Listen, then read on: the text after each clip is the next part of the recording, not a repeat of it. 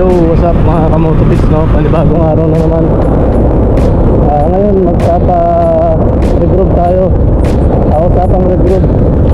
Since yung nabili natin, yung napapalitan natin yung clutch lining natin ito, reband. Pakiramdam mo madulas siya and nagkadragin yung motor natin. Hindi tayo satisfied sa takbo ng motor natin yun. So gusto natin magpa-reband ng time groove lang, pino na reband para hindi matakaw sa clutch lining. And dito talaga yung pan-daily at dahil sa sa pan-daily. At kung mas masero ka naman, gamitin mo na lang yung double groove kasi mas malakas sa clutch lining and mas mabilis siya. Totally walang dragging talaga.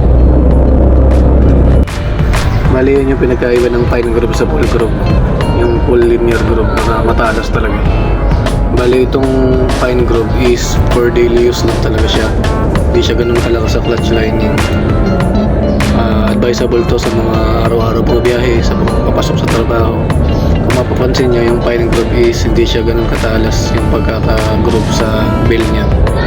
Unless dito sa full linear groove na sobrang talas talaga, guaranteed yan na within 1 month or 1 month pataas is ubos yung clutch lining natin dyan sa full groove niya. Advisable tong full groove na to sa mga waswasero, sa mga boy racing, mga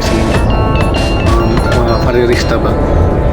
Kasi ano yan eh, sobrang lakas niyan sa clutch lining kung stock yung clutch lining nyo. Ang magandang i-partner dito sa full groove na to, sa mga matatalas na groove, is yung rebanding na clutch lining, since sobrang tigas ng clutch lining na rebanding. Ngayon lang muna siguro sa ngayon guys. Huwag nyo kalimutan mag-like and subscribe kung nakatulong ng malaki itong video na to para makapag-decide kayo kung anong type ng groove ba yung gagamitin nyo para sa mga motor nyo. God bless guys and ride safe everyone.